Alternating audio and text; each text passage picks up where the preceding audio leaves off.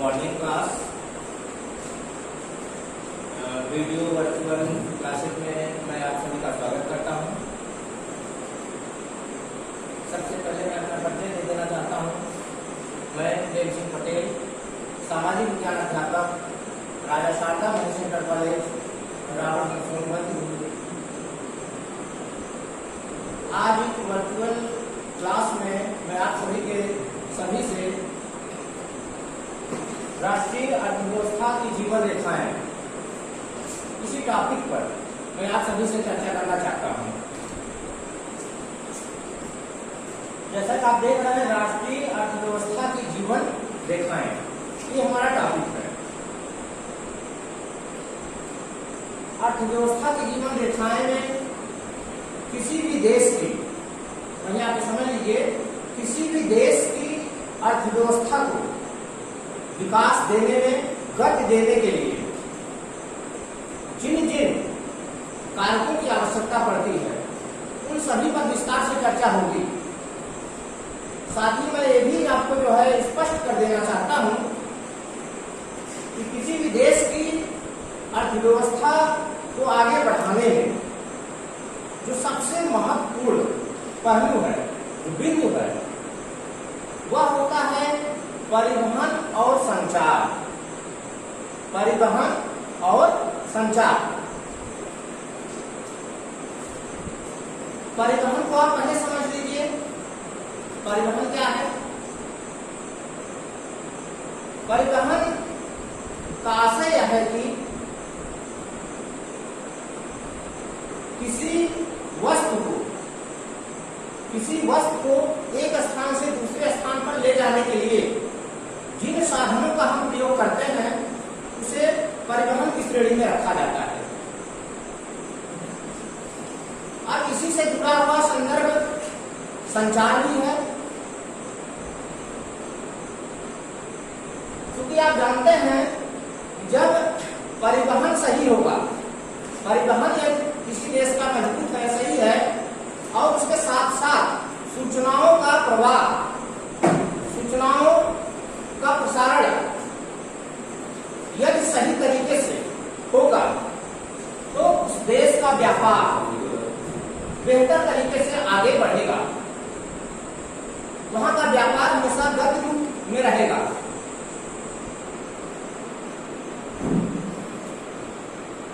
प्रमुखतया इसमें हम परिवहन और संचार पर ही चर्चा करेंगे।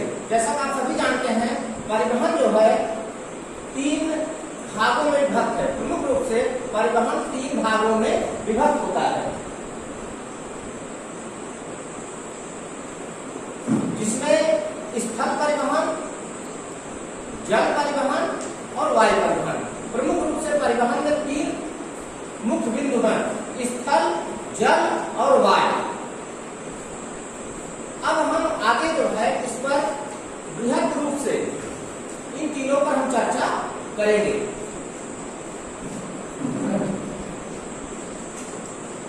स्थल परिवहन की हम पहले बात करते हैं। स्थल परिवहन आप देख रहे हैं कि प्रमुख रूप से सड़क परिवहन, रेल परिवहन और पाइप परिवहन। यहाँ ये जो पाइप परिवहन है, पाइप परिवहन में लोग यातायात नहीं करते हैं, लोग उसमें भ्रमण नहीं करते हैं। सड़क परिवहन और रेल परिवहन, यहाँ तो लोगों का आना जाना होता है, सामान भी ढोया जाता है और लोग भी एक स्थान से दूसरे स्थान पर जाते हैं। लेकिन यहाँ जो पाइप परिवहन की मैं बात कर रहा हूँ, ये पाइप परिवहन में आप जान लें कि पाइप परिवहन के द्वारा पाइपलाइन बिछा दी जाती है, जिसमें प्रमुख रूप से तेल हो गया, पानी हो गया और गैसों का भी गैस भी एक स्थान से दूसरे स्थान पर इस पाइपलाइन के माध्यम से एक स्थान से दूसरे स्थान पर ले जाया जाता है। अब आगे हम इस पर चर्चा करेंगे, देखेंगे आप पाइपलाइन कहां से कहां तक आप बिछा हुआ है पूरे भारत में, ये आप देखेंगे। सड़क परिवहन में कई बातें आती हैं। सड़कें कितने प्रकार की होती हैं आप जानते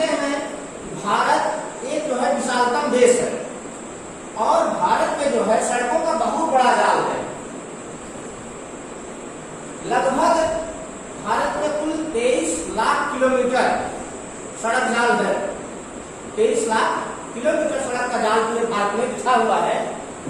सड़कें कितने प्रकार की होती हैं आगे हम चर्चा करेंगे। रेल परिवहन और सड़क परिवहन में क्या अंतर है, दोनों में सुगम क्या है, सड़क परिवहन रेल परिवहन इन दोनों में श्रेष्ठ कौन है, लाभ व्यापार में किसके माध्यम से ज्यादा होता है, इस पर भी चर्चा होगी। जल परिवहन की हम बात कर लेते हैं।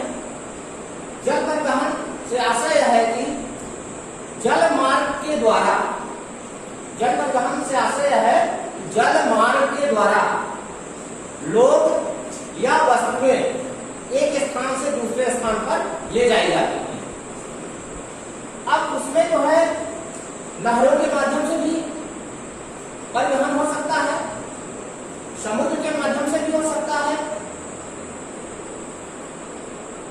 अब जल परिवहन आप देखेंगे, आंतरिक जल परिवहन और समुद्री या बाह्य जल परिवहन, इसको भी आप समझने का प्रयास करें।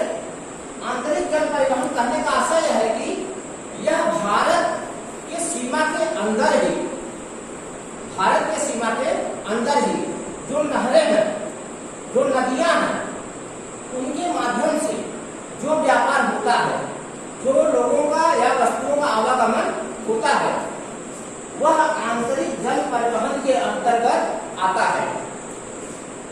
स्पष्ट हो गया। उसके बाद देखिए समुद्री या बाह्य जल परिवहन। समुद्र का नाम आते ही आप जान लें, जैसे ही समुद्र का नाम आएगा वैसे ही आप जान लीजिए अंतरराष्ट्रीय व्यापार, विदेशी व्यापार की हम बात कर रहे हैं। क्योंकि यहीं पर मैं आपको बता देना चाहूंगा, भारत का जितना विदेशी व्यापार होता है उसका लगभग 95%, भारत में जितना व्यापार होता है विदेशी व्यापार उसका 95% समुद्र के माध्यम से होता है।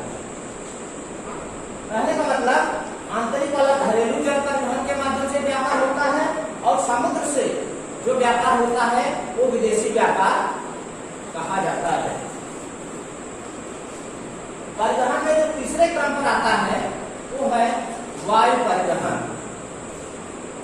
वायु परिवहन कहने का मतलब जो हवा में हवाई मार्ग द्वारा, हवाई मार्ग के द्वारा जो लोगों का या वस्तुओं का आवागमन किया जाता है, एक स्थान से दूसरे स्थान पर ले जाया जाता है, उसको हम वायु परिवहन के नाम से जानते हैं।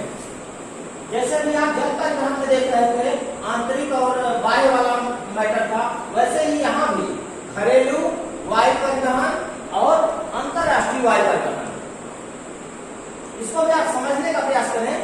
घरेलू वायु परिवहन कहने का आशय यह है कि भारतीय सीमा के अंतर्गत जो भी हवाई सेवाएं संचालित होती हैं, जैसे उदाहरण तौर पर देख लें, दिल्ली से जब कोई हवाई जहाज या हेलीकॉप्टर दिल्ली से पटना जाता है तो एक ऐसा जो है वायु परिवहन होगा, एक घरेलू वायु परिवहन होगा। दिल्ली से जब कोई हवाई जहाज चेन्नई जाता है, दिल्ली से कोई हवाई जहाज मुंबई जाता है, मुंबई से जो है कोलकाता जाता है, इस टाइप के, इस तरह के जो भी परिवहन होगा हवाई मार्ग से, वो सब घरेलू या आंतरिक वायु परिवहन के अंतर्गत आता है।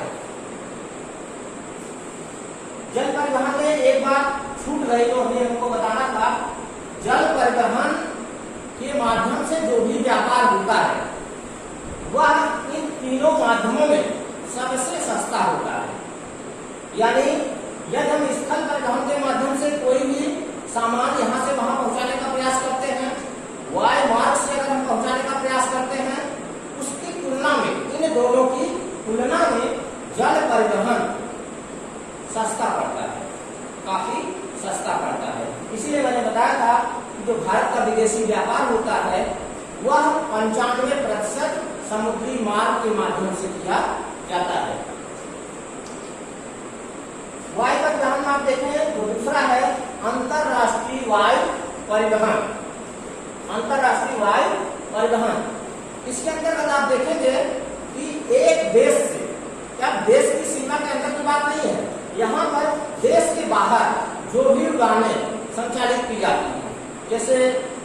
मुंबई से कोई हवाई जहाज गया, अमेरिका चला गया, रूस चला गया, इस तरह से देश के बाहर जो भी हवाई सेवाएं संचालित की जाती हैं वो सब अंतरराष्ट्रीय वायु परिवहन के अंतर्गत आती हैं।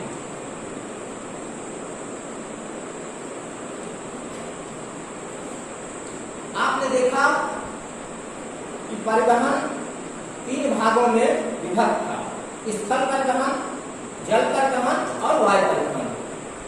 स्थल परिवहन में जो है सड़क परिवहन, स्थल परिवहन के अंतर्गत भी 3 प्रकार हैं। एक आपने देखा था सड़क परिवहन, रेल परिवहन और पाइपलाइन। अब हम बृहद रूप से सड़क परिवहन के बारे में आपसे चर्चा करना चाहते हैं। सड़क परिवहन में आप देखेंगे तो भारत चूंकि विशाल देश है तो अलग अलग तरीके की सड़कें आपको भारत में दिखाई देती हैं। एक आप देखेंगे जो है स्वर्णिम चतुर्भुज महाराजमार्ग, स्वर्णिम चतुर्भुज महाराजमार्ग।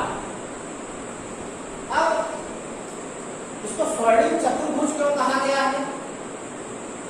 चतुर्भुज इसलिए कहा गया है, जब आप भारत के लक्षण जब आप देखेंगे, भारत के जब आप लक्षण देखेंगे, इसका ये जो स्वर्णिम चतुर्भुज जो पूरा 6 लेन 4 लेन का जो मार्ग बनाया गया है वो चतुर्भुज के आकार में आपको दिखाई देगा।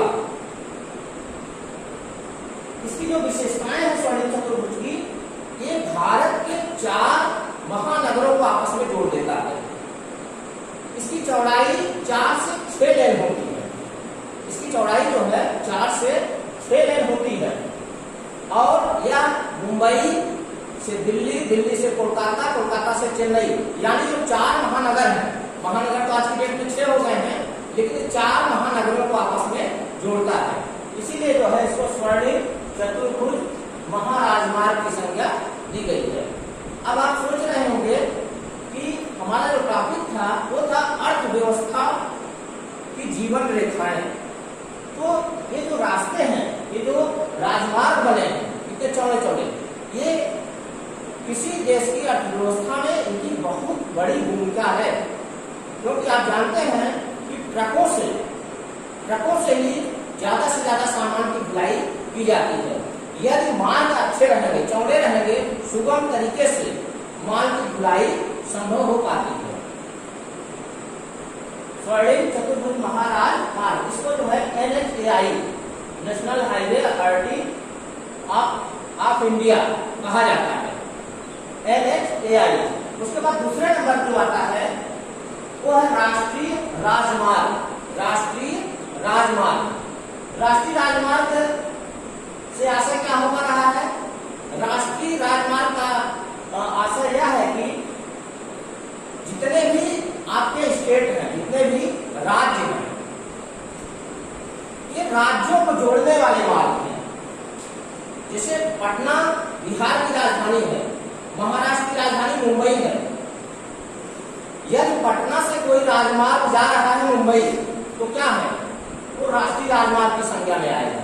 यानी एक स्टेट से दूसरे स्टेट को जोड़ने वाला जो मार्ग होता है वो राष्ट्रीय राजमार्ग कहलाता है।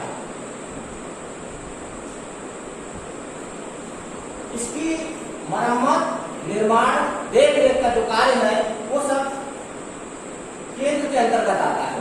CPWD यानी केंद्रीय PWD जो विभाग होता है वो करवाता है। इसका निर्माण और उसकी मरम्मत, इसकी देख-रेख, ये सारी जिम्मेदारी जो है केंद्रीय सरकार की होती है, जो राष्ट्रीय राजमार्ग होते हैं। उसके बाद राज्य राजमार्ग, इसके अंतर्गत जो है जितने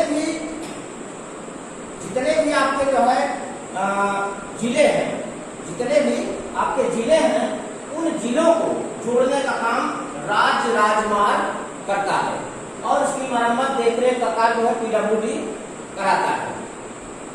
आगे जो हम देखेंगे जिला सड़कें भी जो है किसी भी देश की अर्थव्यवस्था में अपना योगदान देती हैं, क्योंकि जिला जो मुख्यालय होता है, किसी भी जिला मुख्यालय को जोड़ने वाली जो सड़कें होती हैं, जैसे तहसील से जो सड़कें जिला मुख्यालय को जाती हैं, तो सभी सड़कें जो है इसके अंतर्गत आती हैं और इसकी देखरेख, मरम्मत, निर्माण का कार्य जो है वो जिला पंचायत यानी जिला परिषद के अंतर्गत अधीन माना जाता है। एक महत्वपूर्ण इसमें जो है सीमांत सड़कें हैं। सीमांत सड़कें जैसे कि आप देखेंगे नाम से ही स्पष्ट है, सीमांत यानी जहां सीमा का अंत हो रहा हो। सीमांत कहने का मतलब जहां पर सीमा का अंत हो रहा हो।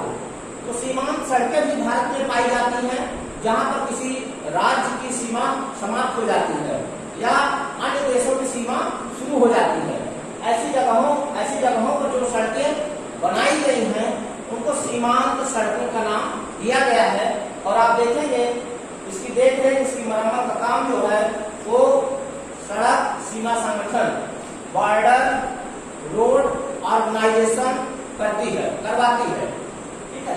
और ये बड़ी महत्वपूर्ण रोल अदा करती है जब किसी विशेष परिस्थिति में, जैसे कोई विशेष परिस्थिति कहने का आशय है कि किसी बाह्य देश का आक्रमण यदि हो जाए, किसी बाह्य देश का सशस्त्र विद्रोह हो जाए देश के अंदर, तो ऐसी स्थिति में ये सीमांत सड़कें जो है बेहतर भूमिका अदा करती हैं। उस विपत्ति से वो जो परिस्थिति होती है, जो विपत्त काल होता है, उससे निपटने में ये सड़कें हमको बहुत ज्यादा सहायक उसमें समझ में आती हैं। अन्य सड़कों में जो ग्रामीण स्तर की सड़कें होती हैं, जिसमें कच्ची सड़कें, कंक्रीट की पक्की सड़कें भी शामिल होती हैं, जिनकी देखरेख, मरम्मत का कार्य जो है ग्राम प्रधान के द्वारा किया जाता है। कहने का मतलब मेरे ये है, पूरे ये जो सड़कों के बारे में आपसे चर्चा कर रहा हूँ, ये मैं इसलिए कर रहा हूँ, सड़क परिवहन ये बहुत महत्वपूर्ण है किसी भी देश की अर्थव्यवस्था को गति देने के लिए।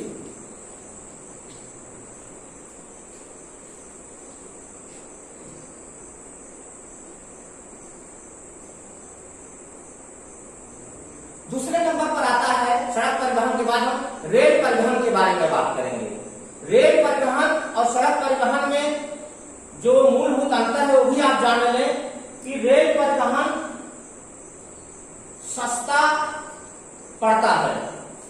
रेल परिवहन सड़क परिवहन की तुलना में सस्ता पड़ता है। आप ऐसे ही साधारण तौर पर आप अनुमान लगा सकते हैं, यदि आप बस में सफर करते हैं, यात्रा करते हैं और ट्रेन में सफर करते हैं, तो देखते हैं किराए में जो है ट्रेन का जो किराया होता है वो आपको तुलनात्मक रूप से काफी कम दिखाई देता है बस की तुलना में।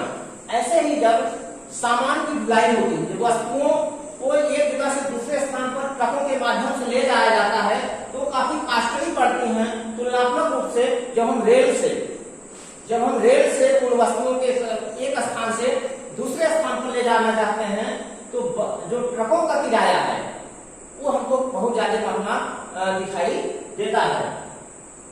रेल परिवहन भारत में आप देखेंगे 63,974 किलोमीटर, जो पूरा भारत में जो रेल लाइन का जाल बिछा है वो कुल आप देखेंगे 63,974 किलोमीटर लंबा है।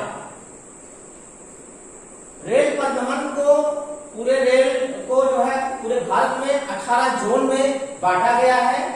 और आप सभी जानते ही हैं कि भारत में पहली ट्रेन जो है अंग्रेजों के समय में लॉर्ड डलहौजी ने चलवाई थी 1853 ईस्वी में मुंबई और ठाणे के बीच में।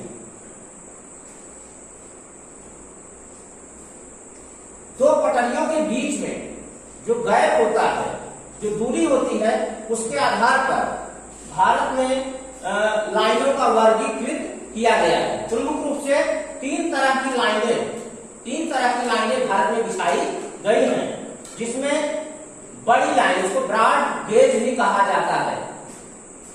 इसके दोनों लाइनों के बीच में 1.67 मीटर की दूरी होती है, बड़ी लाइन। उसके बाद नंबर आता है मीटर लाइन, मीटर गेज। इसमें जो है दोनों पटरियों के बीच में 1 मीटर की दूरी होती है। और छोटी लाइन जो कि अब अस्तित्व में लगभग ये लगभग भारत में अभी दिखाई नहीं देती है। कुछ ऐसे पहाड़ी क्षेत्र हैं, कुछ ऐसे दुर्गम क्षेत्र ही बचे हैं, जैसे पर्यटन के दृष्टिकोण से, केवल पर्यटन के दृष्टिकोण से ही कुछ पहाड़ी क्षेत्रों में इस लाइन का संचालन हो रहा है। नहीं तो प्रमुख रूप से आज भारत में बड़ी लाइन का ही प्रयोग किया जा रहा है। और पहाड़ी जो क्षेत्र हैं वहां पर मीटर गेज का प्रयोग किया जा रहा है, जहां पर ट्रेनों की स्पीड भी अमूमन सामान्य से भी कम होती है। तो बड़ी लाइन का विकास भारत में जितना अधिक होगा उतनी ही भारत की अर्थव्यवस्था को गति प्रदान की जा सकती है। अर्थात कहने का आशय यह है कि भारत में बड़ी लाइन का विकास किया जाना अत्यावश्यक है। अब हम पाइपलाइन के बारे में आपसे चर्चा शुरू में ही किए थे कि पाइपलाइन भी एक माध्यम है। पाइपलाइन भी एक माध्यम है जिसमें तेल और गैस को एक स्थान से दूसरे स्थान तक पहुंचाने में हमको मदद मिलती है। ये जो आप पहला देख रहे हैं ये चार लाइनें हैं जो कि तेल से संबंधित हैं। ये असम में है, गुवाहाटी, बरौनी, प्रयागराज, कानपुर। जैसे आप देखते हैं रेलवे लाइन बिछती है, तमाम स्टेशन पड़ते हैं, वैसे ही जो है पाइपलाइन भी बिछाई जाती है और ये गुवाहाटी, बरौनी, प्रयागराज, कानपुर तक जा रही है। ये पहली लाइन है। एक लाइन और है बरौनी, राजगंज, हल्दिया तक जा रही है। उसके बाद राजगंज, मौलीग्राम एक लाइन है, गुवाहाटी, सिलीगुड़ी एक लाइन है। ये सब तेल, यहाँ से तेल जो है पाइपलाइन यहाँ से वहां तक तेल जा रहा है। किसके माध्यम से? पाइपलाइन के माध्यम से। ऐसे ही आप देखेंगे ये भी जो है तेल से ही संबंधित है। गुजरात में स्थित है। सलाया, विरमगांव, मथुरा, दिल्ली, सोनीपत, जालंधर ये तेल पाइपलाइन है, जिसमें तेल जो है इस पाइपलाइन के सहारे सलाया से लेकर जालंधर तक भेजा जाता है। तीसरे नंबर जो आता है ये गैस से संबंधित है। ये दोनों ऊपर वाले जो थे तेल से संबंधित पाइपलाइनें थी, लेकिन ये तीसरा जो है ये गैस से संबंधित है और गुजरात में स्थित है। गुजरात में हजीरा नामक स्थान है। हजीरा से पाइपलाइन चलती है और उत्तर प्रदेश में जगदीशपुर है। उत्तर प्रदेश में सुल्तानपुर जिले में जगदीशपुर नामक एक जो है इंडस्ट्रियल एरिया होता है। इंडस्ट्रियल एरिया माना गया है जगदीशपुर, वहां तक पाइपलाइन आती है। मतलब कहने का आशय है बहुत बड़ी पाइपलाइन है, गुजरात से लेकर के जगदीशपुर तक। जगदीशपुर का नाम आ गया। मैं आपको एक चीज और बता दूं, यहाँ पर जो है यूरिया खाद का भी एक जो है फैक्ट्री है। यहाँ पर यूरिया खाद जो कि शक्तिमान के नाम से बनती है, शक्तिमान के नाम से एक जो है यूरिया खाद की फैक्ट्री यहाँ पर है जगदीशपुर में। और एक गुजरात से एक पाइपलाइन आ रही है जिसमें गैस प्रवाहित होती है हजीरा से जगदीशपुर तक। आगे हम परिवहन के तीसरे प्रकार में चलते हैं, जल परिवहन। जल परिवहन में आप देखेंगे इसमें जो है जल परिवहन कहने का मतलब मैं इसका आशय आपको पहले बता चुका हूं, जल मार्ग के द्वारा। उसमें भी आप दो कैटेगरी रख लीजिए, एक आंतरिक और एक बाह्य। आंतरिक कहने का आशय यह है कि जो भारत के अंदर नहर और नदियों के माध्यम से जो परिवहन संचालित होता हो वो जो है आंतरिक जल परिवहन आएगा। जैसे हल्दिया इलाहाबाद ये एक मार्ग है, 1620 किलोमीटर लंबा है यह मार्ग। गंगा नदी में बनाया गया है इसको। इलाहाबाद में नैनी में एक बंदरगाह बनाया गया है। ये इलाहाबाद नैनी से जाकर के हल्दिया पश्चिम बंगाल तक ये रूट गया हुआ है, जो कि व्यापार में, आंतरिक व्यापार में बहुत ज्यादा सहायक है भारत के नजरिए से। दूसरा है सदिया धुबरी, एक लाइनें है जल परिवहन की, ये भी नदी में है। ब्रह्मपुत्र नदी में इसको जो है बनाया गया है। 891 किलोमीटर का ये रूट है, 891 किलोमीटर का। उसके बाद नदियों के अलावा नहरों में भी जल परिवहन संचालित किया जा रहा है। केरल में कोट्टापुरम से ओमान तक ये नहर में है, 205 किलोमीटर का रूट है। यहाँ भी जो है वस्तुओं की ढुलाई यहाँ से वहां तक की जा रही है। ये मैं आपको बता ही चुका हूं, देश का 95% व्यापार समुद्र तटों के द्वारा ही किया जाता है। उसके बाद हम वो तो आंतरिक व्यापार की बात की, जल परिवहन की बात की। यदि हम विदेशी व्यापार की बात करें, विदेशी व्यापार समुद्र के माध्यम से, समुद्र तटों पर जो बंदरगाह या पत्तन बनाए गए हैं उनके माध्यम से देश का विदेशी व्यापार किया जाता है। अगर हम पश्चिमी तट पर स्थित बंदरगाहों की स्थिति देखें, पश्चिमी तट पर कौन कौन से बंदरगाह स्थित हैं, तो कांडला, मुंबई, मरमागोवा, न्यू मंगलोर, ये देश के पश्चिमी तट पर ये सारे बंदरगाह स्थित हैं। पूर्वी तट पर कौन कौन से बंदरगाह हैं, तूतीकोरन, चेन्नई, विशाखापत्तनम, पारादीप, कोलकाता, हल्दिया। इसमें जो विशेष बात है वो यह है कि पूरे भारत में जो समुद्र तट है, जो समुद्र तट है वो 7,516.6 किलोमीटर है, उसकी लंबाई 7,516.6 किलोमीटर है। और इतने में लगभग 12 बड़े बंदरगाह, बंदरगाह को पत्तन भी कहा जाता है, 12 बड़े बंदरगाह एवं 181 छोटे बंदरगाह स्थित हैं। कितनी दूरी में, 7,516 किलोमीटर की दूरी में। वायु परिवहन की भी हम चर्चा कर लेते हैं। वायु परिवहन में अंतरराष्ट्रीय हवाई अड्डा, घरेलू हवाई अड्डा। अंतरराष्ट्रीय में मैंने आपको बताया है कि वे उड़ानें, वे हवाई सेवाएं जो देश से देश के बाहर तक संचालित की जाती हैं, जो देश और देश के बाहर तक संचालित की जाती हैं, उन्हें अंतरराष्ट्रीय हवाई अड्डा कहा जाएगा। उदाहरण स्वरूप आप मान लीजिए जैसे मुंबई से कोई हवाई जहाज गया और स्विट्जरलैंड चला गया, जापान चला गया, ब्रिटेन चला गया, या ब्रिटेन से कोई हवाई सेवा शुरू हुई, वो मुंबई आ गया, दिल्ली आ गया, भारत में आ गया, तो उसको हम अंतरराष्ट्रीय हवाई अड्डा कहते हैं।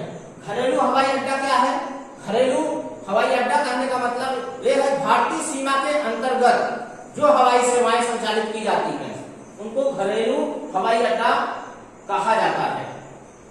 जिस तरह से परिवहन किसी देश की अर्थव्यवस्था को गति देते हैं, ठीक उसी तरह से संचार सेवाएं भी, क्योंकि परिवहन तभी अच्छा हो पाएगा, किसी देश का व्यापार तभी सुचारू रूप से आगे बढ़ पाएगा जब उस देश की संचार सेवाएं अच्छी हों। क्योंकि सूचनाओं का आदान प्रदान यदि तीव्र गति से नहीं हो सकता, नहीं हो पा रहा है, तो उस देश का व्यापार अच्छा नहीं हो सकता है। संचार में भी जो है व्यक्तिगत संचार और जन संचार, व्यक्तिगत संचार में आप देखते हैं पत्र, तार, फोन, ईमेल के माध्यम से। जन संचार में देखेंगे आप पत्रिकाएं, अखबार, प्रेस, सिनेमा, दूरदर्शन, ये सारे स्रोत हैं। धन्यवाद।